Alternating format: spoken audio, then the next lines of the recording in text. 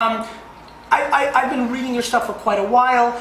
I'm very passionate about changing, especially in the U.S., perception of all sorts of wine regions and types and styles, and definitely I think kosher wine, by the outpouring out in that room today, right, chills to my body, because could not happen 10 years ago. We're in New York City. There's hundreds of people at this kosher wine event, and I'm excited. To me, that's a movement in the right direction. Agreed. Not just because of kosher wine, just in general. You know, people are drinking different kinds of wines. They're opening up their minds, and the same old preconceived notions are being broken down. And that's why I started my show. And I feel like it's a very great time in the wine world. I agree. First of all, with kosher wines in particular, let's leave the rest of the world aside. Let's sure, that's what we're focusing on today. Okay.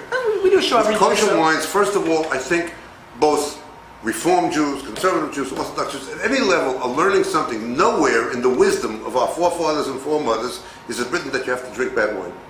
That's a very good point. And until let's say 1978, 1980, most kosher wine was bad. Benjamin Disraeli once received a bottle of wine from the Holy Land. He took a sip. He looked at it like a gentleman and he said, "Tastes remarkably like something my doctor would give me for a bad winter cold." You know, and that's what it is. As I once wrote about one of those wines, it's drinkable. The question is who would want to drink it. Sure. Okay. Starting in the early 80s, there was a kosher wine revolution. Started with the Golden Heights Winery, spread later to California, came back and bounced, and now it's ramifications all over the world. The funny thing is, I think people are learning. They haven't all learned. There is no contradiction between good wine and kosher wine. I agree. There is one, by the way. When you have wine that is, forgive the word, Mevushal, pasteurized, there could be a problem.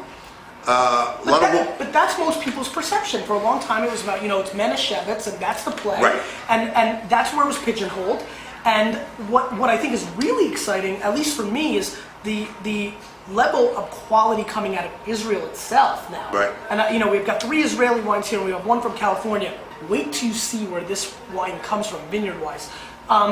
That I think is really, and listen, there's you know, we're just going to jump off the subject for a second. There's a lot of great non-kosher Israeli wine being made. Israel is really starting to show its real face as a player in the quality wine world. Right. The large wineries in Israel make all kosher wines. They have no choice, because otherwise they can't get into the supermarket. Sure. The small wineries are making mostly non-kosher wines.